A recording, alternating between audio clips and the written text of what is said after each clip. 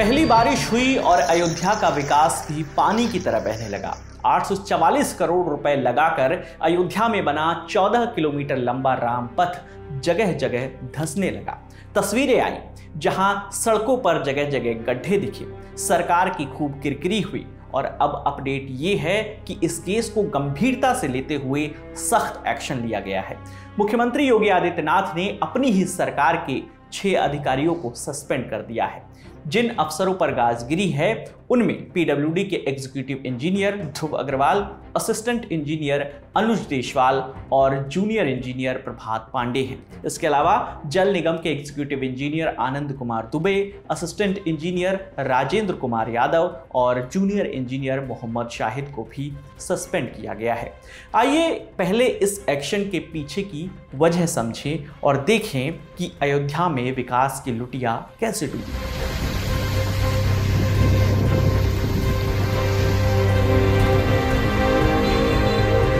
अयोध्या में 4 दिन पहले तेज बारिश हुई थी और इसके ठीक बाद जगह जगह जल भराव और सड़कें धंसने की तस्वीरें आने लगी।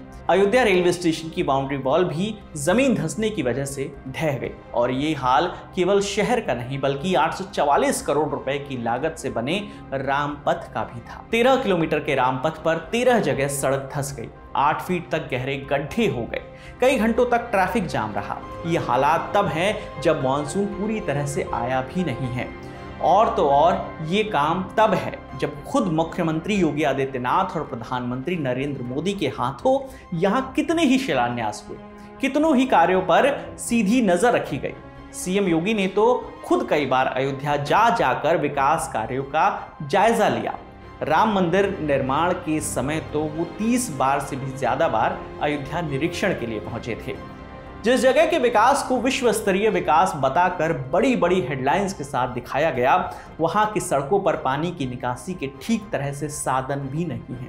और तो और उसमें भी ज्यादा बेशर्मी की बात यह है कि मंत्री पीठ ठोक ठोक कर ये दावा कर रहे हैं कि अयोध्या में विकास की सरयू बहा दी गई है। प्रशासन की ओर से कहा जा रहा है कि जहां कमी रही है उसे ठीक किया जाएगा। एक बड़ा कार्य देश के अंदर हुआ है। राम मंदिर कोई छोटी चीज नहीं थी और वहाँ पर बहुत सारे निर्माण कार्य हुए हैं।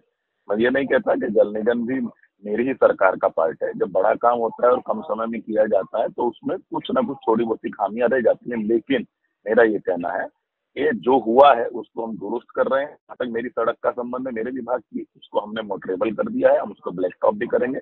शेष जो और अन्य फोटोग्राफ्स वो डाल रहे हैं वो मेरे विभाग से संबंधित तो नहीं है, लेकिन मैं सरकार के नाते ये कहता हूं कि हम उनको भी बहुत शीघ्र उसको दुरुस्त करें। बारिश रुकने के बाद लोक निर्माण विभाग यानी पीडब्ल्यूडी के अफसरों ने आनन फानन में गिट्टियों और गड्ढों से भरकर उस जगह को भरकर लीपा पोती कर दी। लेकिन जिस अयोध्या की चर्चा कभी विकास कार्यों के लिए होती थी वो बदइंतजामी और बदहाली के लिए आज सुर्खियों में है।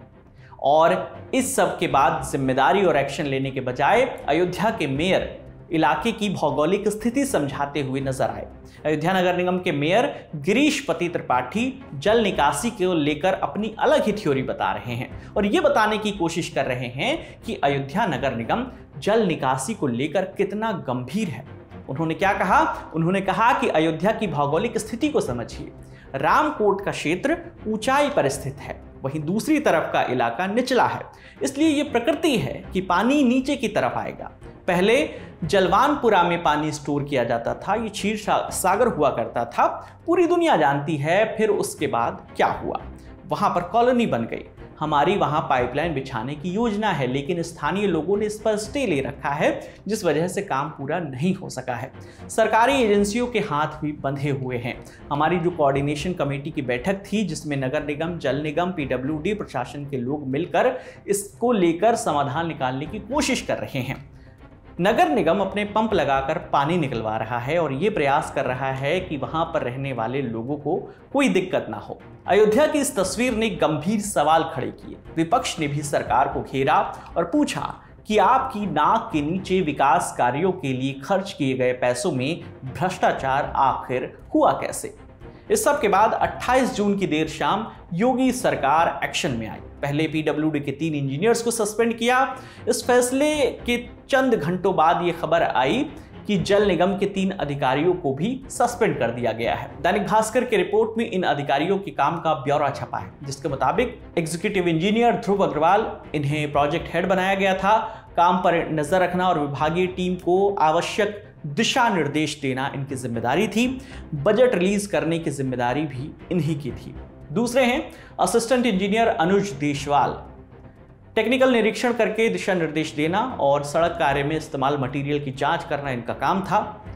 तीसरे हैं जूनियर इंजीनियर प्रभात पांडे, इनका काम रोजाना निरीक्षण करके उन्हें जरूरी दिशा निर्देश देना था, साथ ही काम पूरा होने पर संस्तुति रिपोर्ट लगाना था। इसके अलावा जल निगम के जो 3 इंजीनियर सस्पेंड हुए हैं उनकी क्या जिम्मेदारी थी वो भी आपको बता देते हैं।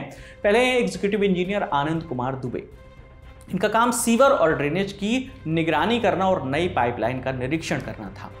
दूसरे हैं असिस्टेंट इंजीनियर राजेंद्र कुमार यादव, इनका काम था ग्राउंड लेवल पर काम को देखना, काम करने वाली कंपनी को दिशा निर्देश देना। तीसरे हैं जूनियर इंजीनियर मोहम्मद शाहिद, इनका काम है रोजाना काम का निरीक्षण करना और टेक्निकल पॉइंट को ध्यान में रखते हुए बारीकी से उसकी जांच करना। योगी सरकार ने इस मामले में गुजरात के अहमदाबाद स्थित ठेकेदार की फर्म भुवन इंफ्राकॉम प्राइवेट लिमिटेड को भी नोटिस जारी किया है। वहीं पीडब्ल्यूडी की ओर से जारी एक कार्यालय आदेश में कहा गया है कि रामपथ की सबसे ऊपरी परत बनने के तुरंत बाद क्षतिग्रस्त हो गई थी। यह राज्य सरकार की सर्वोच्च प्राथमिकता के तहत किए गए कार्यों में शिथिलता और आम लोगों के बीच राज्य की छवि को नुकसान पहुंचाता है।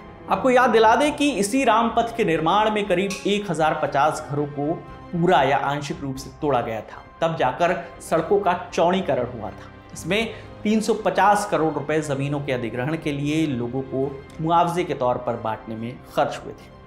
इस पूरे मुद्दे पर आपकी जो भी राय है आप हमें कमेंट सेक्शन में जरूर बताइएगा। आपके लिए तमाम जानकारी लेकर आई थी हमारे साथी सोनल। मेरा नाम है विकास वर्मा। देखते रहिए दी लल्लन टॉप। शुक्रिया।